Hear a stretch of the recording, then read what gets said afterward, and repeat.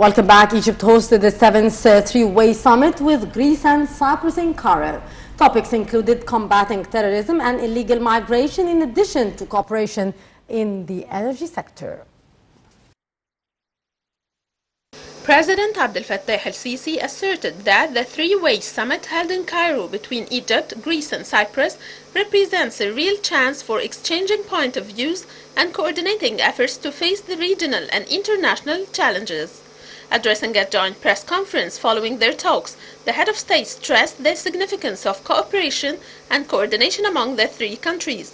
The president warned that the regional development may result in political polarization caused by the unilateral actions that threaten the stability in the region. President el-Sisi reaffirmed that terrorism is a global phenomenon that can't be linked to religion nor civilization. He also highlighted the necessity of drafting international legislation to face terrorist propaganda. In a joint declaration issued by the 7th Three-Way Summit, the three leaders highlighted the significance of increasing the exerted efforts to enhance stability and progress in the Middle East. They also showed their concerns about the Turkish escalation in the region, accusing Istanbul of violating separate regional waters. They were also alarmed that the Renaissance Dam talks have reached a deadlock and stressed the importance of the international role to reach a just resolution.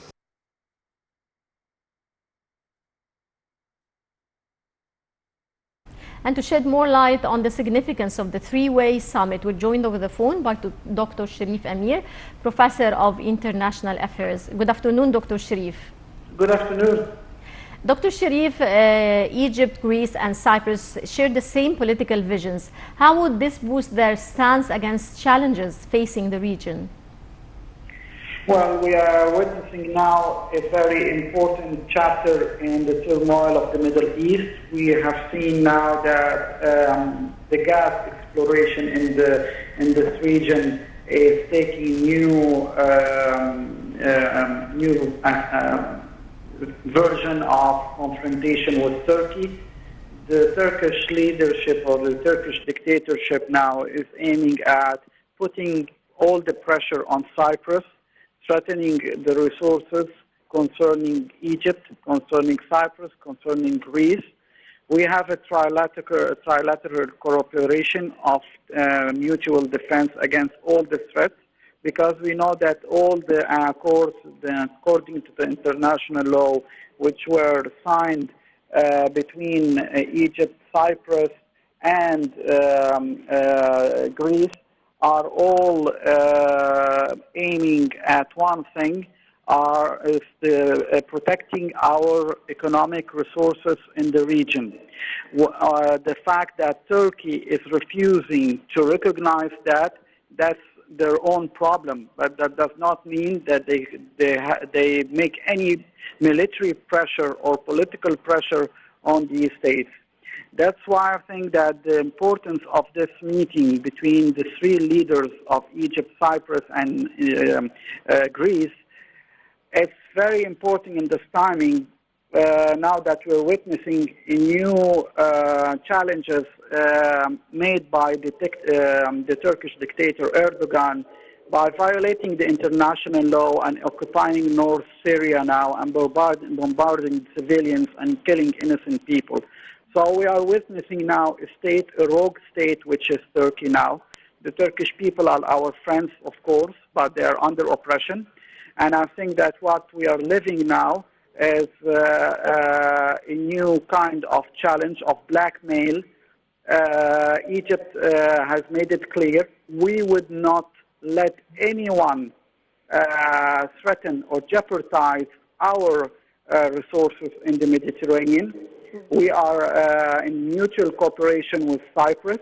We are in solidarity with them. We are in solidarity with our allies in Greece. And we share the common aspiration of prosperity, economic cooperation. But at the same time, we will have a mutual defense against any mutual threat. Right. Sir, President Abdel Fattah el-Sisi witnessed the signing of a number of agreements in different fields. How do you assess the cooperation among the three countries? The cooperation is historical, of course. We remember that a few years ago, President Sisi met with the leaders of Cyprus and Greece, and it was in Alexandria. It was called the Summit of the Roots, because there are many things that we share between Cyprus and especially Greece in Egypt's history. So the cooperation between the two nations, Egypt and Greece, and also Cyprus, is very known to everyone on the economic level, on the military level, in the political coordination. They are our partners in the EU. Let's not forget that. They always support Egypt's positions whenever there is a case debated between the EU members concerning the Middle East or Egypt. We have always been allies in the international diplomacy, condemning any aggressions in the region. We were always open to peace in the region. Well, the alliances between Egypt, Cyprus, and Greece and their cooperation is based upon stability in the Middle East. It's based upon economic prosperity in the Middle East and in the Mediterranean also. That's why we are now facing the same challenge. There is a factor of instability, which is Turkey, and we are aiming to face it firmly, but according to the international law. Right, Dr. Sharif Amir, political analyst and professor of international relations, many thanks for your insight. Addressing the Parliament, Prime Minister Dr. Mustafa Madbouli reviewed the latest developments of the negotiations with Ethiopia on Renaissance Dam and the measures Egypt to take to protect its water share.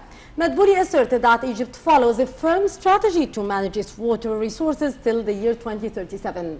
He affirmed that the state is committed to preserve Egypt's historical water share, adding that the country doesn't oppose any developmental projects established by basin countries. For his part, Foreign Minister Sameh Shoukry said the United Nations pacts state that there is a necessity of a world mediator in case of reaching a deadlock in the negotiations, referring to last meetings in Khartoum that showed Ethiopia's strict stance.